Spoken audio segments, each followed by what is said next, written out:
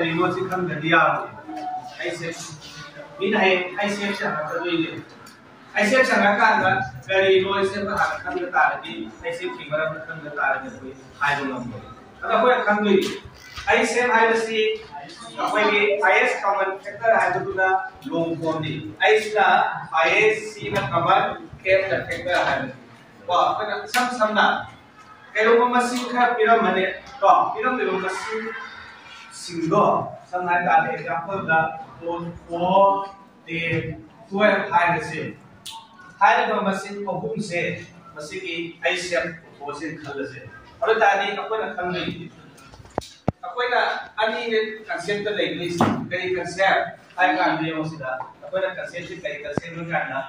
मकोई पिरामिड में मकोई अहुम से मकोई अहुम मुझे बया ना अहुम ना लोग तालुका मकोई अहुम ने ये बाहर तो ना करी लेकिन कैल्शियम बाहर नहीं कैल्शियम अरे ताली मकोई दिमाग की मकोई अहुम ये बया मकोई अहुम ये बया मशीन में कमन फैक्टर हम लोग गाँव में ले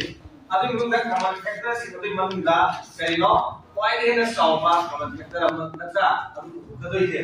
अगर सी आईसीएफ से हो जाए कोई हुआ तो ये अरे ताली सिगी मतें सिना जैसे कि सिगी प्लेस सिगी मतें सिना कोई और सिगी प्लेस सिगी मतें अहम बता सिदा याव बा कोई की प्लेस से जेरो प्लेस से सिदा तो किसी के लोग का ना होल्स कर याव से मकुल से याव को मकुल से मशीन का नो होय आयुर्वेदिक मशीन याम मगना मशीन होल मशीन याम यो मकई ऐसे मशीन साम तो पे आए मशीन सी बोर्ड से पिक परिला मशीन अपिक तो मशीन में कोई दुईने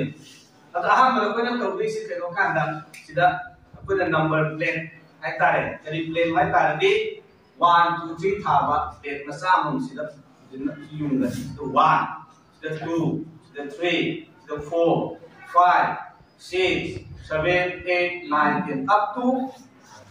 30 box ले सी 30 box है तारे को 30 pound is le 30 pound ko nap le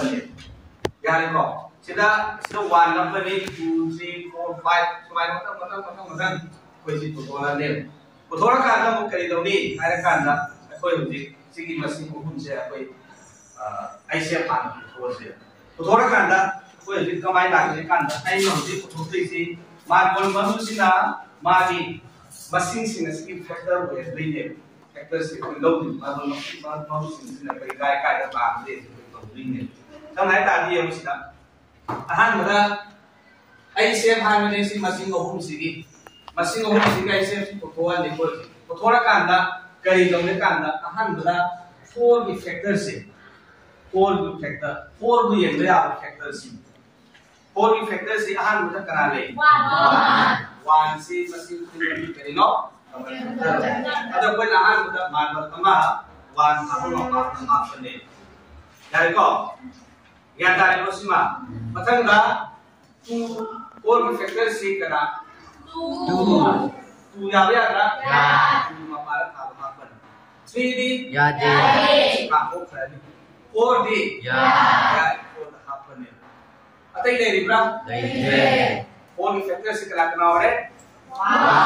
2 4 यारे को सिमा 4 की फैक्टर हम कोई बोले यारे को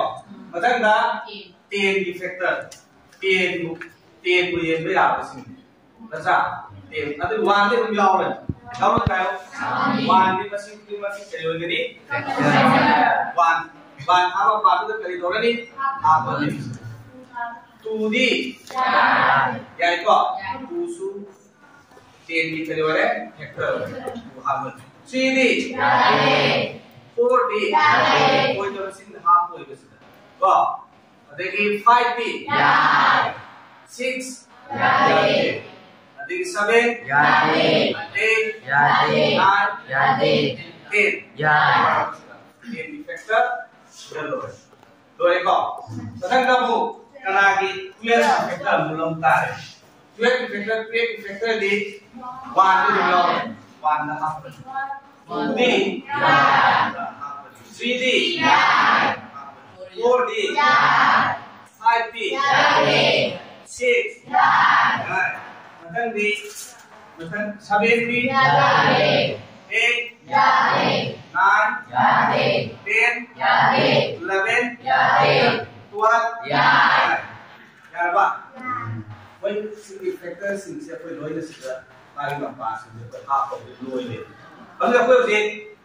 cái nào là ai xem của đối tượng sẽ hỗ trợ cái quý vị đâu có là thằng này nhỉ?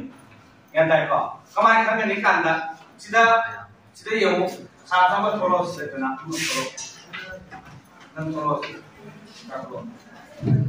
Chỉ là marble machine holes pun dia awak saya marble machine si kanai mapa tu ni yang dia awi kanai mapa saya jauh ni mapa wanga marble machine yang dia setiap awi setiap awi sidadi amma sidadi ani sidadi amma sidama marble machine yang dia awi saya koi lokal ni kau jadi marble machine yang dia awi lokal lah sih nghe thấy có chỉ bài chứ mà còn sinh làm nhau không chỉ cần là gì number plane mà phá nó tu gì nó ra tu gì xung bài one mà phá xung nhau ra nhau có gì nhau thấy nhau gì bài rồi ở đây ta đi có gì highest common factor hai bên ra ở đây đi one cái tu cái sự cần là sao đi one cái tu cái sao cả mà còn sinh mà là đấy one ke two ke masing si kana na sa ono two na alo tadi masing ani ka isep si ong si kana ora ni two thari ma mapa du ki kari ora ni isep ora oi ga marun masing ya ma mapa du le te si kana no one ga two ga na so alo di common highest common factor hai ni common factor di masing ohum ki common factor si kana no one two oi lo alo one two ga isep oi du si kana ora ni di two oi ga Kalau marble mesin yang mau pada lokal laga, aku lokal aku mau tu dah air pun saya di dalam set mau pada rumah saya sekarang kita lokal boleh ni. Kalau na si guys siap tu si dari tarik ni si na. Yang tarik ni? Tu.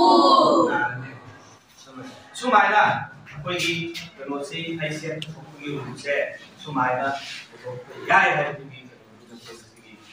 si model si model na. Tôi lâu thì ai xin được cái gì nhân sẽ được là mà thân nghĩ rồi nó được tôi làm sao một lâu rồi đấy còn